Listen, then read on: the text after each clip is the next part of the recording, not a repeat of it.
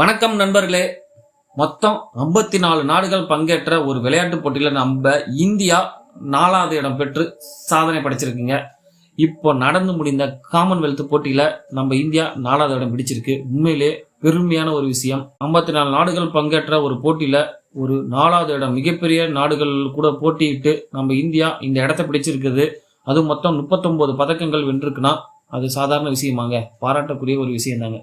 ஏன்னா Australia, England, Canada, அதுக்கு அடுத்தாப்புல நம்ம இந்தியா இந்த இடத்துக்கு காமன்வெல்த் போட்டியில வந்தது மிகப்பெரிய பெருமையான ஒரு விஷயம்.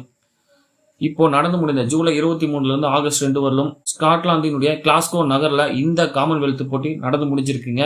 இந்த போட்டியில தான் இந்த இடம் நம்ம இந்தியாவுக்கு கிடைச்சிருக்கு. இந்த போட்டியை பொறுத்தவரையிலும் மிக கம்மியான போட்டிகள் தான் இந்த காமன்வெல்த்தில் இடம் பெற்றுச்சு. அதுக்கு காரணம் என்னன்னா, முதல்ல ஆஸ்திரேலியாவில் தான் இந்த காமன்வெல்த் போட்டி 2026 காமன்வெல்த் போட்டி நடக்க திட்டமிட்டிருந்தாங்க. அப்புறம் ரீசெண்டாக அந்த ஆஸ்திரேலியா பின்வாங்கிருச்சு.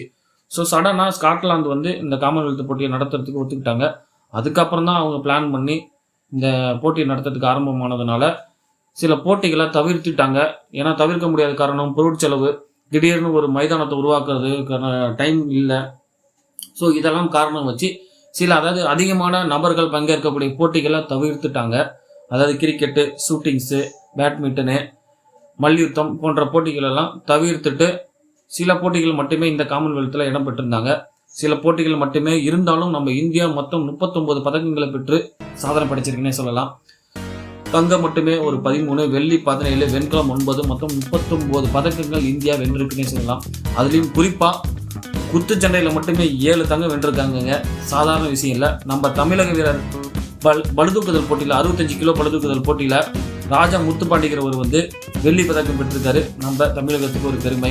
இப்போ நடந்து முடிந்த காமன்வெல்த் போட்டி அடுத்தது 2030 4 வருஷத்துக்கு அப்புறம் தான் காமன்வெல்த் போட்டி நடக்கும். ஒலிம்பிக் மாதிரியே தான் இந்த காமன்வெல்த்தும் 4 வருஷத்துக்கு ஒரு தடவை தான் நடக்க போகுது.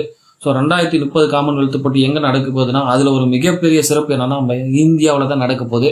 2030 குஜராத் மாநிலத்தில் அகமதாபாத் நகரில் இந்த காமன்வெல்த் போட்டி, அடுத்த காமன்வெல்த் போட்டி நடக்க போகுது. அதுலேயும் ஒரு சிறப்பு என்னன்னா, காமன்வெல்த் போட்டியினுடைய 100வது போட்டி, அதாவது 100வது நூற்றாண்டு சிறப்பு போட்டினே சொல்லலாம். காமன்வெல்த் தொடங்கி 100வது சீசன் நம்ம இந்தியாவில் அகமதாபாத் நகரில் நடக்க போது. மிகப்பெரிய பெருமை. கண்டிப்பாக அந்த சீசனில் இருக்கக்கூடிய எல்லா கேம்ஸும் இடம்பெறும் என்று நினைக்கிறேன். ஏன்னா இந்த போட்டியை பொறுத்தவரைக்கும் காமன்வெல்த்தில் உறுப்பினராக இருக்கக்கூடிய நாடுகள் மட்டும்தான் பங்கேற்க முடியும். மொத்தம் ஒரு 54 நாடுகள் இருக்கும்னு நினைக்கிறோம். அந்த 54 நாடுகள் மட்டும்தான் பங்கேற்க முடியும். ஆனால் ஒலிம்பிக்கை பொறுத்தவரைக்கும் இருக்கக்கூடிய உலக நாட்டில் இருக்கக்கூடிய எல்லா நாடுகளுமே பங்கேற்கலாம். கிட்டத்தட்ட 200 நாடுகள் இந்த ஒலிம்பிக்ல பங்கேற்கலாம். இந்த காமன்வெல்த் நிறைவு விழாவில் நம்ம இந்தியாவினுடைய மூவர்ண கொடியை ஏற்றி வந்தது யாருன்னு பார்த்தீங்கன்னா, குத்துச்சண்டையில் தங்கப்பதக்கம் என்ற ஜாஸ்மின் லம்போரி அப்படிங்கிறவர் தான் இந்த இந்தியாவின் மூவர்ண கொடியை ஏற்றி வந்தாங்க. அடுத்த காமன்வெல்த் போட்டி நடக்கக்கூடிய அகமதாபாத் நகர்கிட்ட இந்த காமன்வெல்த் போட்டியினுடைய அதிகாரப்பூர்வ கொடி அகமதாபாத் நகரிடம் ஒப்படைக்கப்பட்டுள்ளது. நன்றி.